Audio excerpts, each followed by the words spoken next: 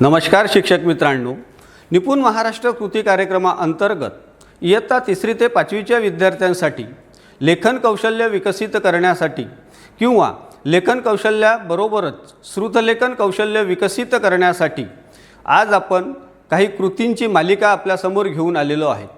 ह्या कृतींमधून आपण आपल्या जो स्तर आहे तो स्तर गाठण्यासाठी या कृतींची आपल्याला मदत होते।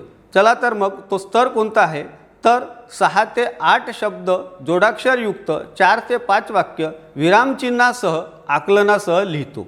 हा स्तर गाठण्यासाठी आज आपण कृती घेऊन आलेलो आहेत, संपूर्ण वाक्याचे दृश्यात्मक श्रुतलेखन।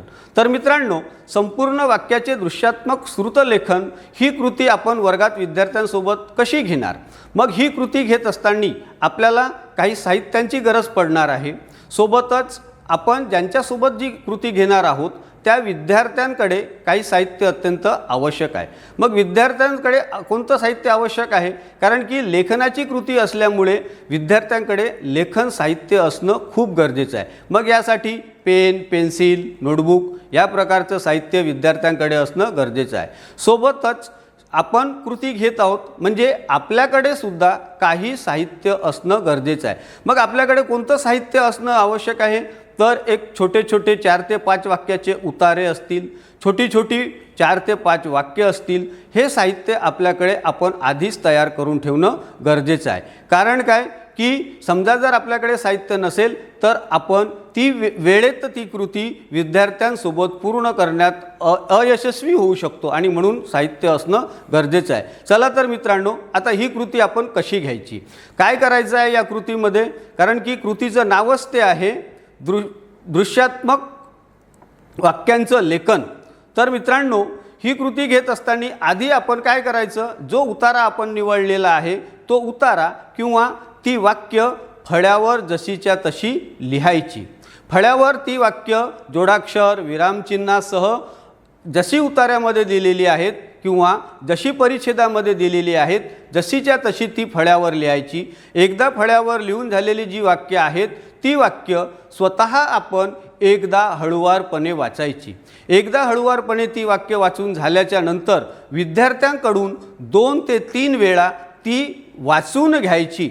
विद्यार्थ्यांकडून ती वाक्य वाचून झाल्यानंतर फळ्यावरील वाक्य मिटवून टाका। फळ्यावरील वाक्य मिटवल्यानंतर विद्यार्थ्यांना सांगा की आता मी जे काही फळ्यावर लिहिलेलं होतं, जो काही परिच्छेद आपण फळ्यावर लिहिलेला होता तो परिच्छेद तुम्ही तुमच्या वहीत उतरवा।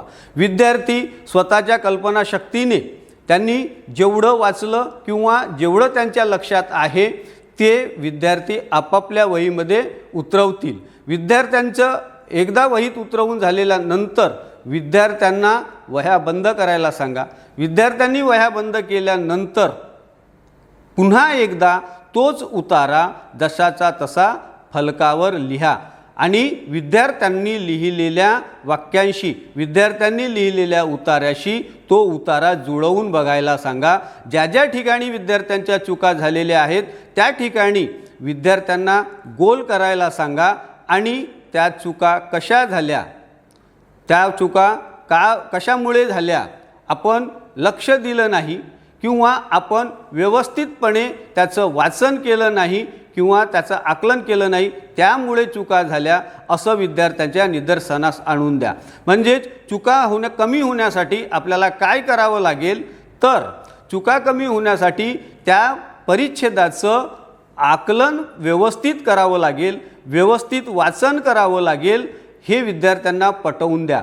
तर अशा पद्धतीनं सुद्धा आपल्याला या श्रुतलेखनासाठी विद्यार्थ्यांसोबत कृती घेता येते, ज्या कृतीमुळे विद्यार्थ्यांचं आकलन दृश्य ह्या 2-3 बाबी या कृतीतून साध्य होतात। म्हणजे काय, एक तर विद्यार्थी व्यवस्थित ते बघतील, दुसरं व्यवस्थित वाचतील, त्याच्यानंतर व्यवस्थित त्याचं आकलन करतील। म्हणजेच यामधून आपल्या तिन्ही गोष्टी पूर्णपणे साध्य होऊ शकतात।